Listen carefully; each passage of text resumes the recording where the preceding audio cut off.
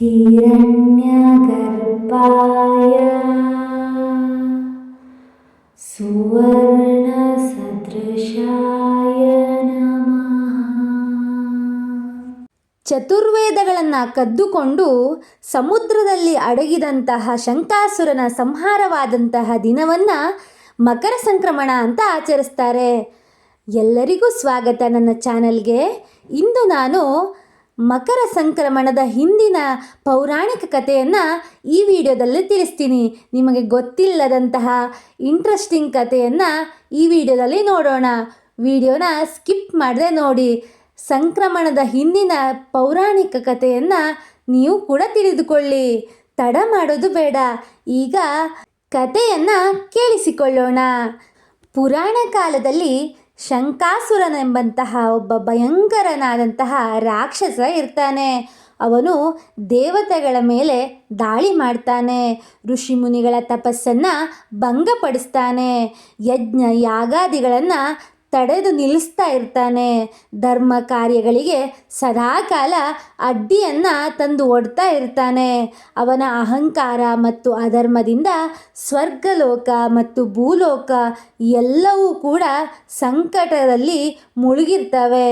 ಈ ಸಮಯದಲ್ಲಿ ಶಂಕಾಸುರನ ಅಕ್ರಮಗಳು ಅತಿಯಾದಾಗ ದೇವತೆಗಳು, ಋಷಿಮುನಿಗಳು ಎಲ್ಲರೂ ಸೇರಿ ಬ್ರಹ್ಮ, ವಿಷ್ಣು ಮತ್ತು ಸೂರ್ಯದೇವರನ್ನು ಮೊರೆಯನ್ನು ಹೋಗ್ತಾರೆ. ಈ ಶಂಕಾಸುರನ ಬಗ್ಗೆ ವಿಷ್ಣು ಪುರಾಣದಲ್ಲಿ ಏನು ಹೇಳಿದ್ದಾರೆ ಅಂದರೆ, ಶಂಕಾಸುರನು ಒಬ್ಬ ದಾನವನಾಗಿರ್ತಾನೆ. ವೇದಗಳನ್ನು ಕದ್ದುಕೊಂಡು ಸಮುದ್ರದಲ್ಲಿ ಅಡಗಿ ಕೂತಿರ್ತಾನೆ. ದೇವತೆಗಳು ಬ್ರಹ್ಮನೊಂದಿಗೆ ವಿಷ್ಣುವಿನ ಮೊರೆಯನ್ನು ಹೋಗ್ತಾರೆ. ವಿಷ್ಣು ಮತ್ಸ್ಯಾವತಾರವನ್ನು ತಾಳ್ತಾನೆ ಹಾಗೂ ಮತ್ಸ್ಯಾವತಾರದಲ್ಲಿ ಸಮುದ್ರದಲ್ಲಿ ಯುದ್ಧ ಮಾಡಿ ಶಂಕಾಸುರನಿಂದ ವೇದಗಳನ್ನು ಮರಳಿ ತರ್ತಾರೆ ಅಂತ. ಇನ್ನು ಭಾಗವತ ಪುರಾಣದಲ್ಲಿ ಏನು ಹೇಳಿದ್ದಾರೆ ಅಂದರೆ, ಶಂಕಾಸುರನು ವೇದಗಳನ್ನು ಅಪಹರಿಸಿದ ದಾನವನಾಗಿರ್ತಾನೆ. ವಿಷ್ಣು ಹಯಗ್ರೀವ ಅವತಾರದಲ್ಲಿ ಅವನನ್ನು ಸಂಹರಿಸ್ತಾರೆ. ವೇದಗಳ ರಕ್ಷಣೆ ಮತ್ತು ಧರ್ಮ ಸ್ಥಾಪನೆಯು ಇದರ ಮುಖ್ಯ ಉದ್ದೇಶವಾಗಿತ್ತು ಅಂತ ಬರೆದಿರ್ತಾರೆ. ಇನ್ನು ಮತ್ಸ್ಯ ಪುರಾಣದಲ್ಲಿ ಏನು ಹೇಳಿದ್ದಾರೆ ಅಂದರೆ, ಪ್ರಳಯ ಕಾಲದ ಸಂದರ್ಭದಲ್ಲಿ ವೇದಗಳನ್ನು ಶಂಕಾಸುರನು ಕದ್ದು ಅಡಗಿಸಿ ಇಡ್ತಾನೆ. ವೇದಗಳಿಂದ ನಮಗೆ ಅನುಕೂಲವಾಗುವ ಕಾರಣ ದಾನವನ ಸಂಹಾರಕ್ಕಾಗಿ ವಿಷ್ಣುವು ಅವತಾರ ಎತ್ತಿದ ಅಂತ ಬರೆಯಲಾಗಿದೆ. ಇನ್ನು ಎಲ್ಲ ಹಿನ್ನೆಲೆಗಳ ಕಥೆಯ ಪ್ರಕಾರ ಸೂರ್ಯದೇವರು ತಮ್ಮ ತೇಜಸ್ಸಿನಿಂದ ಶಂಕಾಸುರನ ಸಂಹಾರ ಮಾಡಿದರು ಅಂತ ಹೇಳಲಾಗುತ್ತೆ. ಸೂರ್ಯನು ಧನುರಾಶಿಯಿಂದ ಮಕರ ರಾಶಿಗೆ ಪ್ರವೇಶಿಸಿದ ದಿನವನ್ನು ಮಕರ ಸಂಕ್ರಾಂತಿ ಅಂತ ಕರೀತಾರೆ. ಈ ದಿನ ಶಂಕಾಸುರನನ್ನು ಸಂಹಾರ ಮಾಡಿ ದೇವತೆಗಳಿಗೆ ಶಾಂತಿಯನ್ನು ಸೂರ್ಯದೇವನು ಒದಗಿಸಿಕೊಟ್ಟ ಅಂತ ಹೇಳಲಾಗುತ್ತೆ. ಋಷಿಗಳ ಯಜ್ಞ ಯಾಗಾದಿಗಳು ಪುನರ್ ಆರಂಭವಾಯಿತು ಅಂತ ಹೇಳಲಾಗುತ್ತೆ. ಅದಕ್ಕಾಗಿ ಸಂಕ್ರಾಂತಿಯನ್ನು ಅಧರ್ಮದ ನಾಶದ ದಿನ, ಹೊಸ ಶುಭಾರಂಭದ ದಿನ, ಬೆಳಕಿನ ವಿಜಯ ದಿನ ಅಂತ ಕೂಡ ಪರಿಗಣಿಸಲಾಗುತ್ತೆ. ಶಂಕಾಸುರನ ವಧೆ ಕೇವಲ ರಾಕ್ಷಸ ಸಂಹಾರವಲ್ಲ, ಅದು ಒಂದು ಆಂತರಿಕ ಸಂದೇಶ ಕೂಡ ಹೌದು. ಶಂಕಾಸುರನು ಅಹಂಕಾರ, ಅಧರ್ಮ, ಕತ್ತಲೆಯ ಸಂಕೇತನಾಗಿದ್ದಾನೆ. ಅವನು ಮಾನವನಲ್ಲಿ ಅಜ್ಞಾನ, ದುಷ್ಟಚಿಂತನೆ, ಅಂಧಕಾರವನ್ನು ಪಸರಿಸ್ತಾನೆ. ಅದಕ್ಕಾಗಿ ಸೂರ್ಯನು ಈ ಉತ್ತರಾಯಣದಲ್ಲಿ ಬೆಳಕು, ಉಷ್ಣ, ಧರ್ಮದಿಂದ ಜ್ಞಾನ, ಚೈತನ್ಯ, ಸತ್ಯ ಮಾರ್ಗವನ್ನು ನಮ್ಮ ಮಾನವರಿಗೆ ತೋರಿಸ್ತಾನೆ ಎಂಬಂತಹ ನಂಬಿಕೆ ಇದೆ. ಅಂದರೆ ಮಾನವನೊಳಗಿರುವಂತಹ ಅಜ್ಞಾನವನ್ನು ಜ್ಞಾನದಿಂದ ಸೂರ್ಯನು ಜಯಿಸ್ತಾನೆ ಎಂಬಂತಹ ಸಂಕೇತವನ್ನು ಈ ಸಂಕ್ರಮಣ ಸೂಚಿಸುತ್ತೆ. ಪುರಾಣಗಳ ಪ್ರಕಾರ ಶಂಕಾಸುರನ ವಧೆಯು ಮಕರ ಸಂಕ್ರಾಂತಿ ದಿನವೇ ಆಯಿತು ಎಂಬಂತಹ ಸ್ಪಷ್ಟ ಶ್ಲೋಕಗಳು ದೊರೆಯುತ್ತೆ. ಎಲ್ಲ ಕಡೆ ಇದರ ಬಗ್ಗೆ ಉಲ್ಲೇಖಗಳು ಇವೆ. ಹಾಗಿದ್ದಾಗ ಸೂರ್ಯನು ಉತ್ತರಾಯಣದಲ್ಲಿ ದೇವತೆಗಳಿಗೆ ಶುಭ ಫಲವನ್ನು ಶುಭ ಕಾಲವನ್ನು ತಂದೊಡ್ಡುತ್ತಾನೆ. ಉತ್ತರಾಯಣದಲ್ಲಿ ಧರ್ಮದ ವೃದ್ಧಿಯಾಗುತ್ತೆ. ಶಂಕಾಸುರನ ವಧೆಯು ಅಧರ್ಮದ ನಾಶವನ್ನು ಮಾಡುತ್ತೆ. ಈ ಎರಡು ತತ್ವಗಳನ್ನು ಜಾನಪದ, ಆಗಮಿಕ ಮತ್ತು ನಂತರದ ಧಾರ್ಮಿಕ ಪರಂಪರೆಗಳು ಎತ್ತಿ ಹಿಡಿತವೆ. ಶಂಕಾಸುರನಂತಹ ಅಧರ್ಮದ ಅಂತ್ಯವನ್ನು ಸೂಚಿಸುವ ದಿನವನ್ನು ಸಂಕ್ರಾಂತಿ ಎಂಬಂತಹ ಅರ್ಥವನ್ನು ನೀಡಿದೆ. ಅಂದರೆ ಶಂಕಾಸುರನ ಕಥೆಯು ಪುರಾಣಾಧಾರಿತ ಕೂಡ ಆಗಿದೆ. ಸಂಕ್ರಾಂತಿಯೊಂದಿಗೆ ನಿಖರ ದಿನಾಂಕ ಸಂಪರ್ಕವು ಪುರಾಣ ಮತ್ತು ಜಾನಪದ ಎರಡೂ ಸಂಪ್ರದಾಯಗಳ ಸಂಯೋಜನೆ ಅಂತ ಕೂಡ ಕರೀತಾರೆ. ಇನ್ನು ನಮಗೆ ಸಂಕ್ರಾಂತಿ ಆಚರಣೆಗಳೊಂದಿಗೆ ಯಾವ ರೀತಿಯ ಸಂಬಂಧ ಏರ್ಪಟ್ಟಿದೆ ಅಂದರೆ, ಸೂರ್ಯ ಪೂಜೆಯನ್ನು ಮಾಡುವುದು ಸೂರ್ಯನಿಗೆ ಕೃತಜ್ಞತೆಯನ್ನು ಸಲ್ಲಿಸಿದಂತೆ. ಭೋಗಿ ಬೆಂಕಿಯನ್ನು ಸೂಚಿಸುತ್ತೆ ಹಳೆಯ ಕೆಟ್ಟ ಗುಣಗಳ ದಹನವನ್ನು. ಇನ್ನು ಎಳ್ಳು ಬೆಲ್ಲವು ಸೂಚಿಸುತ್ತೆ ಸಿಹಿ ಕಹಿಯ ಸಮತೋಲನವನ್ನು. ದಾನವು ಸೂಚಿಸುತ್ತೆ ಅಹಂಕಾರದ ತ್ಯಾಗವನ್ನು. ಇವೆಲ್ಲವೂ ಶಂಕಾಸುರನಂತಹ ಅಧರ್ಮವನ್ನು ತ್ಯಜಿಸುವಂತಹ ಸಂಕೇತ ಅಂತ ಕೂಡ ಹೇಳಬಹುದು. ಸಂಕ್ರಾಂತಿಯು ಉತ್ತರಾಯಣದ ಸುಸಂದರ್ಭವಾಗಿದೆ. ಉತ್ತರಾಯಣ ಅಂದರೆ ದೇವತೆಗಳಿಗೆ ದಿನದ ಲೆಕ್ಕವಾಗಿರುತ್ತೆ. ದಕ್ಷಿಣಾಯಣ ಅಂದರೆ ದೇವತೆಗಳ ಪ್ರಕಾರ ರಾತ್ರಿ ಹೊತ್ತು. ಆದ ಕಾರಣ ಈ ದಿನ ಮಾಡಿದಂತಹ ದಾನ, ತಪ, ಜಪ, ಪೂಜೆಗಳಿಗೆ ಹೆಚ್ಚಿನ ಪುಣ್ಯ ಫಲ ಸಿಗುತ್ತದೆ ಎಂಬಂತಹ ನಂಬಿಕೆ ಇದೆ. ಸೂರ್ಯನು ಪ್ರತ್ಯಕ್ಷ ದೇವತೆ. ಜೀವಶಕ್ತಿ, ಬೆಳಕು, ಕೃಷಿ, ಕಾಲಚಕ್ರಕ್ಕೆ ಮೂಲನಾಗಿರುವಂತಹ ಸೂರ್ಯನನ್ನು ಇಂದು ಪೂಜಿಸಲೇಬೇಕು. ಸಂಕ್ರಾಂತಿಯಂದು ಸೂರ್ಯನಿಗೆ ಅಕ್ಕಿ, ನೀರು, ಹೂವನ್ನು ಅರ್ಪಿಸಿ ಪೂಜೆ ಮಾಡುವಂತಹ ಪದ್ಧತಿ ಕೂಡ ಇದೆ. ಬೆಳಿಗ್ಗೆ ಬೇಗ ಸ್ನಾನ ಮಾಡಿ ಸೂರ್ಯನಿಗೆ ಅರ್ಘ್ಯವನ್ನು ನೀಡಬೇಕು. ಹೊಸ ವಧುಗಳು ಮತ್ತು ಅವಿವಾಹಿತ ಹುಡುಗಿಯರು ಸೌಭಾಗ್ಯ, ಸುಖ, ಜೀವನಕ್ಕಾಗಿ ಕನ್ಯೆ ಪೂಜೆಯನ್ನು ಮಾಡಬೇಕು. ಇನ್ನು ಕರು ಹಸುಗಳಿಗೆ ಸ್ನಾನ ಅಲಂಕಾರವನ್ನು ಮಾಡಬೇಕು. ಕೃಷಿಗೆ ಕೃತಜ್ಞತೆಯನ್ನು ನೀಡಬೇಕು. ಎಳ್ಳು ಬೆಲ್ಲವನ್ನು ಹಂಚಿ ಒಳ್ಳೊಳ್ಳೆ ಮಾತನಾಡಿ ಅಂತ ತಿಳಿಸಬೇಕು. ಎಳ್ಳು ಎಂದರೆ ಆರೋಗ್ಯ ಮತ್ತು ದೇಹ ಶುದ್ಧಿಯನ್ನು ಮಾಡುತ್ತೆ. ಬೆಲ್ಲ ಎಂದರೆ ಸೌಹಾರ್ದತೆಯನ್ನು ಸೂಚಿಸಿ ಸಿಹಿಯನ್ನು ಪಸರಿಸುತ್ತೆ. ಹಳೆಯ ದುರ್ಗುಣಗಳನ್ನು ಬಿಟ್ಟು ಹೊಸ ಜೀವನವನ್ನು ಆರಂಭ ಮಾಡಬೇಕು ಎಂಬುದನ್ನು ಈ ಭೋಗಿ ಹಬ್ಬವು ಸೂಚಿಸುತ್ತೆ. ಹಳೆಯ ವಸ್ತುಗಳನ್ನು ತ್ಯಜಿಸುವ ಸಂಕೇತವಾಗಿ ಭೋಗಿ ಬೆಂಕಿಯನ್ನು ಹಚ್ತಾರೆ. ಮಕ್ಕಳಿಗೆ ಬೇವಿನ ಎಲೆ, ಎಳ್ಳು, ಕಡಲೆಕಾಯಿಯನ್ನು ಹಾಕ್ತಾರೆ. ಇನ್ನು ವೈಜ್ಞಾನಿಕವಾಗಿ ಏನು ಸೂಚಿಸುತ್ತೆ ಅಂದರೆ, ಸೂರ್ಯ ಉತ್ತರದತ್ತ ಚಲನೆಯನ್ನು ಮಾಡ್ತಾನೆ. ಚಳಿ ನಿಧಾನವಾಗಿ ಕಡಿಮೆಯಾಗತ್ತೆ. ಹೊಸ ಬೆಳೆ ಬೆಳೆಯುತ್ತೆ. ಪೌಷ್ಟಿಕ ಆಹಾರಗಳ ಅಗತ್ಯವಿರುತ್ತೆ. ಎಳ್ಳು ಬೆಲ್ಲ ದೇಹಕ್ಕೆ ಉಷ್ಣ ಮತ್ತು ಶಕ್ತಿಯನ್ನು ಈ ಸಮಯದಲ್ಲಿ ನೀಡುತ್ತೆ. ಅದಕ್ಕಾಗಿ ಎಳ್ಳು ಬೆಲ್ಲವನ್ನು ಹಂಚ್ತಾರೆ ಮತ್ತು ತಿಂತಾರೆ. ಈ ಸಂಕ್ರಾಂತಿ ಹಬ್ಬವನ್ನು ಭಾರತದ ವಿವಿಧ ರಾಜ್ಯಗಳಲ್ಲಿ ವಿವಿಧ ಹೆಸರುಗಳಲ್ಲಿ ಕರೀತಾರೆ. ಕರ್ನಾಟಕದಲ್ಲಿ ಸಂಕ್ರಾಂತಿ ಅಂತ ಕರೀತಾರೆ. ತಮಿಳುನಾಡಿನಲ್ಲಿ ಪೊಂಗಲ್ ಅಂತ ಕರೀತಾರೆ. ಆಂಧ್ರ ಅಥವಾ ತೆಲಂಗಾಣದಲ್ಲಿ ಸಂಕ್ರಾಂತಿ ಅಂತ ಕರೀತಾರೆ. ಮಹಾರಾಷ್ಟ್ರದಲ್ಲಿ ತಿಲಗುಳ ಅಂತ ಕರೀತಾರೆ. ಪಂಜಾಬಿನಲ್ಲಿ ಲೋಹ್ರಿ ಅಂತ ಕರೀತಾರೆ. ಅಸ್ಸಾಂನಲ್ಲಿ ಭೋಗಾಲಿ ಬಿಹು ಅಂತ ಕರೀತಾರೆ. ಈ ರಾಜ್ಯ ಯಾವುದೇ ಇರಲಿ, ಸಂಪ್ರದಾಯ ಸಂಸ್ಕೃತಿಗೆ ಹೆಸರಾದಂತಹ ಈ ಸಂಕ್ರಾಂತಿಯನ್ನು ಎಲ್ಲರೂ ಆಚರಿಸ್ತಾರೆ. ದಾನ, ಪೂಜೆ, ಸೌಹಾರ್ದತೆಯ ಹಬ್ಬ ಇದಾಗಿದೆ. ಪ್ರಕೃತಿ ಮತ್ತು ಕೃಷಿಗೆ ಕೃತಜ್ಞತೆಯನ್ನು ಸಲ್ಲಿಸುವಂತಹ ದಿನವಾದಂತಹ ಸಂಕ್ರಾಂತಿಯು ಧರ್ಮ, ಜ್ಞಾನ, ಬೆಳಕನ್ನು ಎಲ್ಲ ಕಡೆ ಪಸರುತ್ತೆ. ಸೂರ್ಯನ ಸಂಚಾರದ ಮಹತ್ವದ ದಿನವಾದಂತಹ ಇದು ಉತ್ತರಾಯಣದ ಪರ್ವಕಾಲವಾಗಿದೆ. ಮಹಾಭಾರತ ಕಾಲದಲ್ಲಿ ಇಚ್ಛಾಮರಣಿಗಳಾದಂತಹ ಭೀಷ್ಮ ಪಿತಾಮಹರು ಕೂಡ ಈ ಉತ್ತರಾಯಣಕ್ಕಾಗಿ ಕಾಯುತ್ತಾ ಕೊನೆಯಲ್ಲಿ ಈ ಸಮಯದಲ್ಲಿ ದೇಹವನ್ನು ತ್ಯಜಿಸ್ತಾರೆ. ಈ ಎಲ್ಲ ಕಾರಣಗಳಿಂದ ಸಂಕ್ರಾಂತಿಯು ಶುಭವಾಗಿದೆ, ಮುಕ್ತಿದಾಯಕ ದಿನವಾಗಿದೆ ಅಂತ ಕೂಡ ಪರಿಗಣಿಸಲಾಗುತ್ತೆ. ಇನ್ನು ಈ ದಿನ ವಿಶೇಷವಾಗಿ ಸೂರ್ಯನನ್ನು ಧ್ಯಾನಿಸಬೇಕು. ಸೂರ್ಯನ ಈ ಮಂತ್ರಗಳನ್ನು ಜಪಿಸೋದ್ರಿಂದ ಆಯುಷ್ಯ, ಆರೋಗ್ಯ ಮತ್ತು ಜ್ಞಾನವು ನಮ್ಮದಾಗತ್ತೆ. ಈಗ ತಡ ಮಾಡೋದು ಬೇಡ, ಮಂತ್ರಗಳನ್ನು ಕೂಡ ನೋಡೋಣ.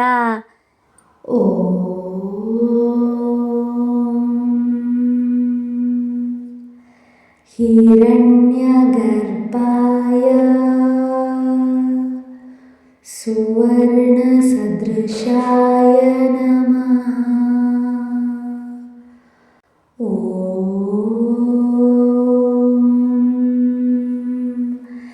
ಹಿರಣ್ಯಗರ್ಭಾಯ ಸುವರ್ಣಸದೃಶಾಯ ನಮಃ.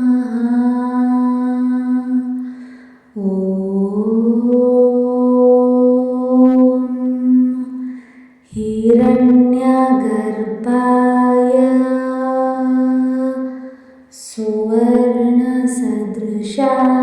ನಮಃ. ಹಿರಣ್ಯಗರ್ಭಾಯ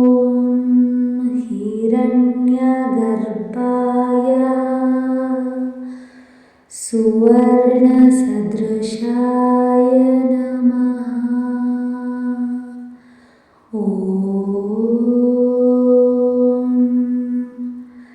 ಹಿರಣ್ಯಗರ್ಭಾಯ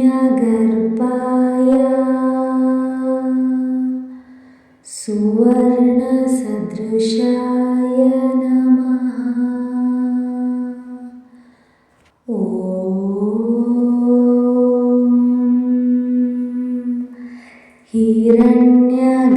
ಹಿರಣ್ಯಗರ್ಭಾಯ ಸುವರ್ಣಸದೃಶಾಯ ನಮಃ.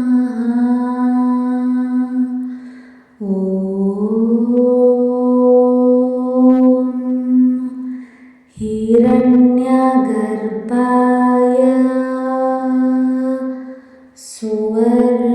ಸುವರ್ಣಸದೃಶಾಯ ನಮಃ. ಹಿರಣ್ಯಗರ್ಭಾಯ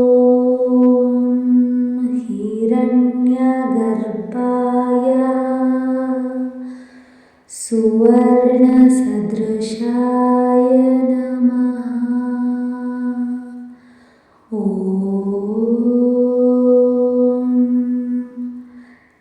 ಹಿರಣ್ಯಗರ್ಭಾಯ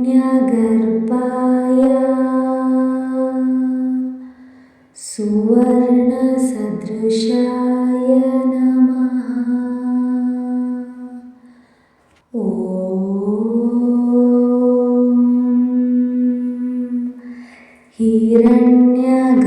ಹಿರಣ್ಯಗರ್ಭಾಯ ಸುವರ್ಣಸದೃಶಾಯ ನಮಃ.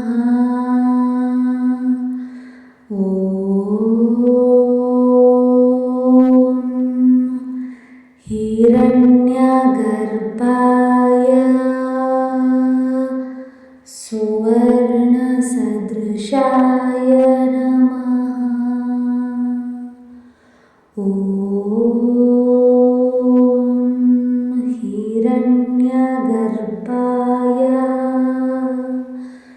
ಸುವರ್ಣಸದೃಶಾಯ ನಮಃ. ಹಿರಣ್ಯಗರ್ಭಾಯ ಸುವರ್ಣಸದೃಶಾಯ ನಮಃ.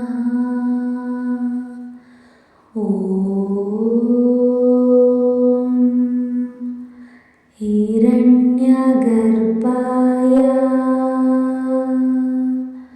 ಸುವರ್ಣಸದೃಶಾಯ ನಮಃ.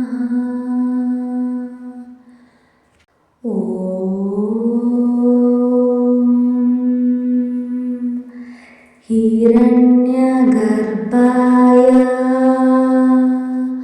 ಸುವರ್ಣಸದೃಶಾಯ ನಮಃ.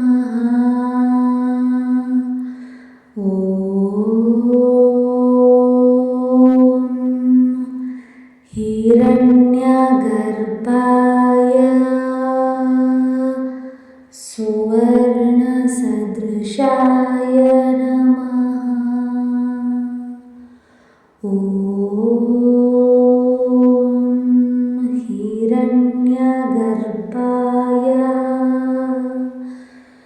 सुवर्णसदृशाय नमः। ॐ हिरण्यगर्भाय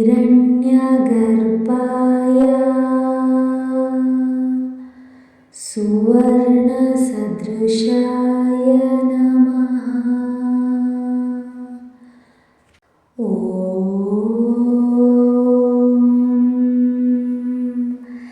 हिरण्यगर्भाय सुवर्णसदृशाय नमः। ॐ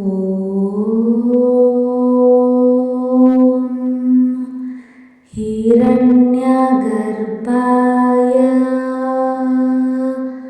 सुवर्णसदृशाय नमः।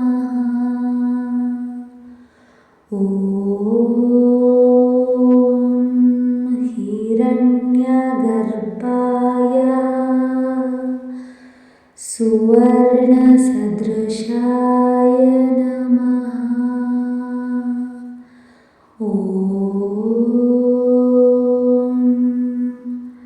हिरण्यगर्भाय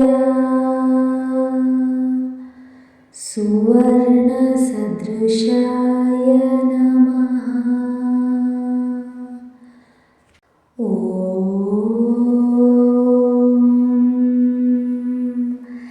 हिरण्यगर्भाय सुवर्णसदृशाय नमः। ॐ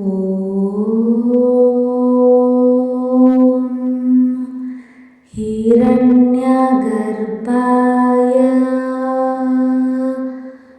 सुवर्णसदृशाय नमः। ॐ हिरण्यगर्भाय सुवर्णसदृशाय नमः। ॐ हिरण्यगर्भाय सुवर्णसदृशाय नमः। ॐ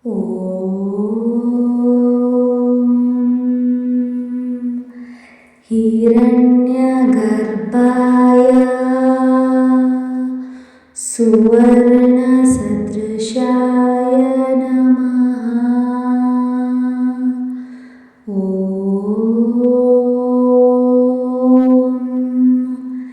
हिरण्यगर्भाय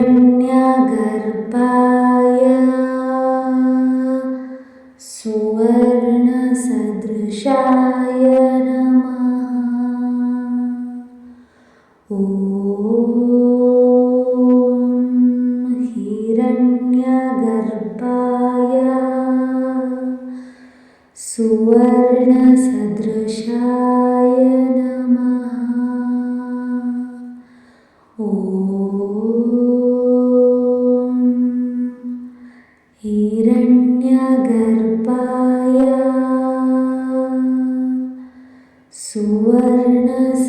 सुवर्णसदृशाय नमः। ॐ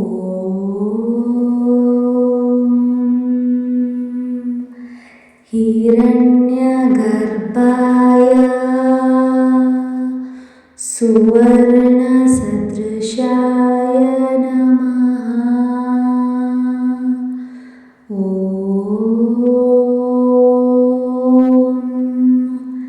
हिरण्यगर्भाय सुवर्णसदृशाय नमः। ॐ हिरण्यगर्भाय सुवर्णसदृशाय नमः। ॐ हिरण्यगर्भाय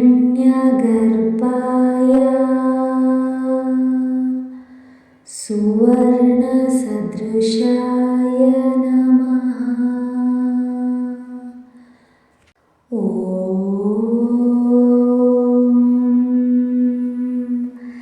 हिरण्यगर्भाय सुवर्णसदृशाय नमः।